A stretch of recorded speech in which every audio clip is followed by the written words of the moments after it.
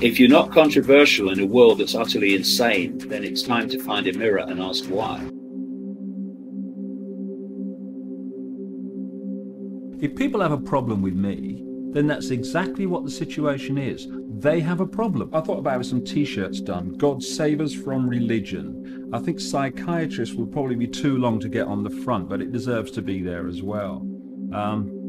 You know, I mean, they're entitled to their opinion, but it ain't mine.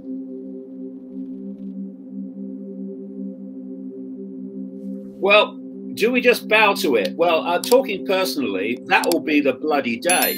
Why do I do it? Well, I started, for various things happened to me in the period of 1989-1990. I set on a journey from an understanding that the forces that appeared to be controlling the world, like governments and prime ministers and presidents, actually weren't.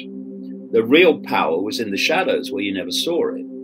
So I went on this this journey of uncovering it, and to uncover not only that the power is in the unseen, but what that power is seeking to do in terms of where it wants to take humanity. Now, because you're dealing with psychopaths who have no empathy and no limits, where they want to take humanity is truly, truly horrific. And I saw this from the early 1990s.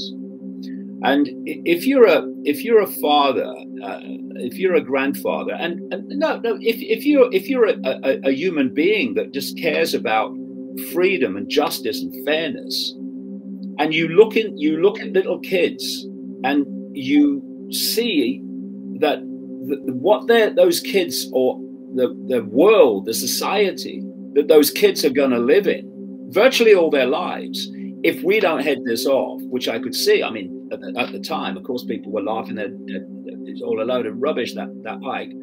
But I knew it was true. And that's why I kept going, despite all the ridicule and all the abuse, because I knew where it was going. So I looked at these kids and I looked at my own children, and I saw the world that was planned for them. And, you know, if you have a smear of decency, then what you do then is you give the rest of your life to trying to head it off and to alert people to it. I was a frightened, insular toddler kid. I mean, my mother still talks and laughs about the fact that I used to cross the road to avoid meeting people. You're scared of strangers? What were you scared of, do you think? I don't know, everything. I mean, I was scared of dying, I was scared of living, I was scared of everything. I was desperately frightened of water at the time, you know, so I'd hide me swimming trunks when we went to school swimming lessons, so that I'd say I've left me trunks at home and I can't go in, you know.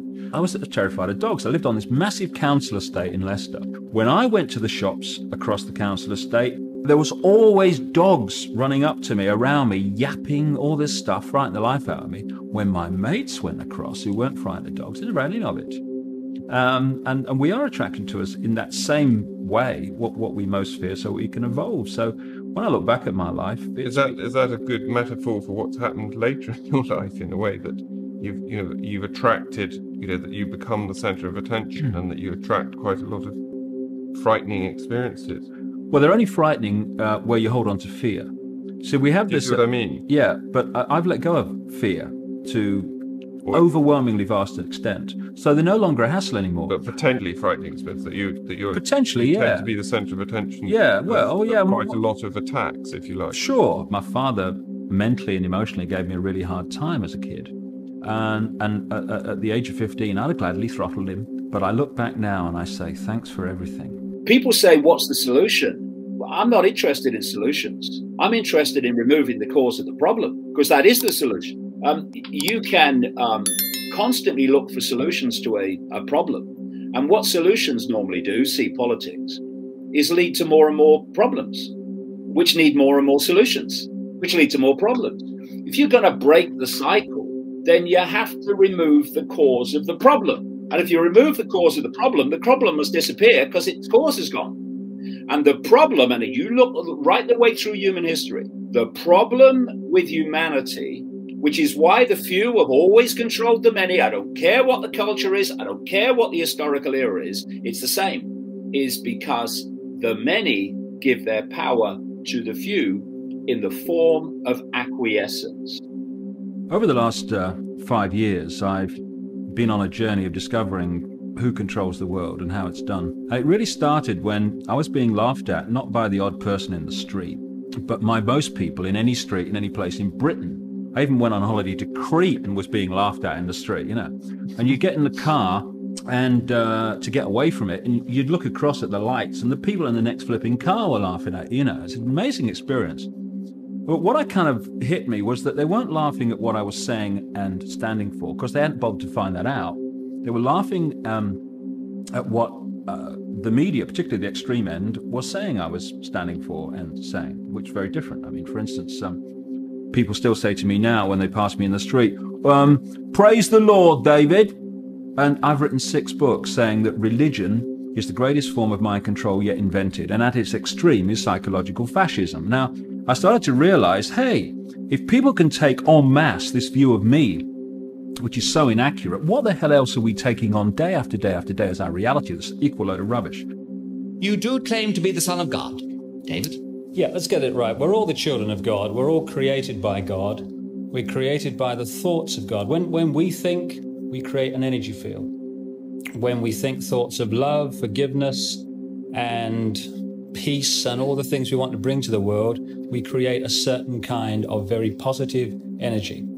When we think thoughts of hate, of all these other emotions, of anger, of fear, we create another kind of energy, a very destructive one, which, if it's in big enough quantities, destroys the very life force of creation, which comes from the being some call God. The name I'm given is the Godhead.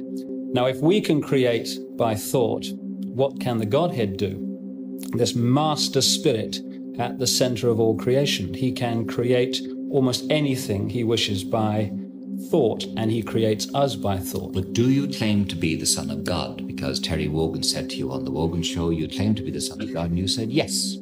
Well, I am, yes, I'm saying that. What I'm saying is we're all the children of God. But some people come to earth, Jesus was one, there were many more before him, who are actually part of the soul of the Godhead.